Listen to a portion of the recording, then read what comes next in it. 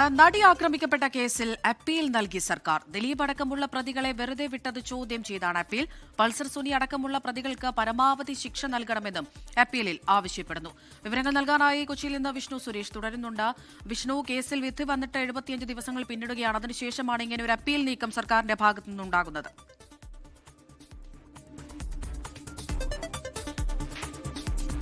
അമൃത, ഈ കേസിന്റെ ശിക്ഷാവിധി വന്നത് ഘട്ടത്തിൽ തന്നെ പ്രോസിക്യൂഷൻ പറഞ്ഞത് ഞങ്ങൾക്ക് വലിയ തിരിച്ചടി വിചാരണ കോടതിയിൽ നിന്ന് നേരിട്ടിട്ടുണ്ട്. വിചാരണ കോടതി പക്ഷാപാതപരമായാണ് ഈ കേസ് ഡീൽ ചെയ്തത്. ആ പശ്ചാത്തലത്തിൽ ഇതൊരു പാസ്പോർട്ടായി കണക്കാക്കുന്നു. അതായത് അവിടെ നിന്ന് ഏറ്റ തിരിച്ചടി ഹൈക്കോടതിയിലേക്ക് പോകാനുള്ള ഒരു പാസ്പോർട്ടായി കണക്കാക്കുന്നു എന്നാണ് നിലവിൽ അന്ന് പ്രോസിക്യൂഷൻ പറഞ്ഞത്. 75 ദിവസത്തിന് ശേഷം ഇപ്പോൾ നടി ആക്രമിക്കപ്പെട്ട കേസിൽ സംസ്ഥാന സർക്കാർ അപ്പീൽ നൽകിയിരിക്കുന്നു. അപ്പീലിൽ പ്രധാനമായി പറയുന്ന കാര്യങ്ങൾ ഇങ്ങനെയാണ്. വിചാരണ നീതിപൂർവ്വം നടന്നിട്ടില്ല. തെളിവുകൾ പരിശോധിച്ചത് പക്ഷാപാതപരമായാണ്. പൾസർ സുനിയും ദിലീപും തമ്മിലുള്ള ബന്ധത്തിന് നിരവധി തെളിവുകൾ ഉണ്ട്. 6 ഇടത്ത് ഇരുവരും തമ്മിൽ കണ്ടതിന്റെ തെളിവ് കോടതി വിശ്വസിച്ചില്ല. കൊട്ടേഷൻ തുകയുമായി ബന്ധപ്പെട്ട് സുനി ദിലീപിന് അയച്ച കത്ത് കോടതി തള്ളിക്കളഞ്ഞു.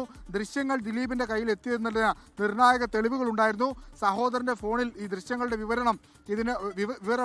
ദൃശ്യങ്ങളുമായി ബന്ധപ്പെട്ടുള്ള വിവരങ്ങൾ ഉണ്ടായിരുന്നു. പക്ഷേ അതൊന്നും കോടതി പരിഗണിച്ചിട്ടില്ല. തുടങ്ങിയ കാര്യങ്ങളൊക്കെയാണ് സംസ്ഥാന സർക്കാർ നൽകിയിട്ടുള്ള ഈ അപ്പീലിൽ വ്യക്തമാക്കിയിട്ടുള്ളത്.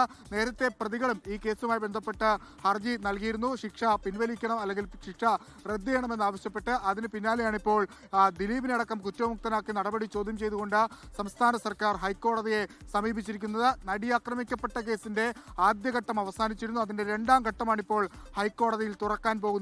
അമൃത, ലോകത്തെവിടെയായാലും ഏത് സമയത്തും 24 വാർത്തകളും ഓഗ്മെന്റഡ് റിയാലിറ്റി പാക്കേജുകളും എക്സ്പ്ലെയിനറുകളും വിശദമായി കാണാൻ ഞങ്ങളുടെ യൂട്യൂബ് ചാനൽ നിങ്ങൾക്ക് സബ്സ്ക്രൈബ് ചെയ്യാം.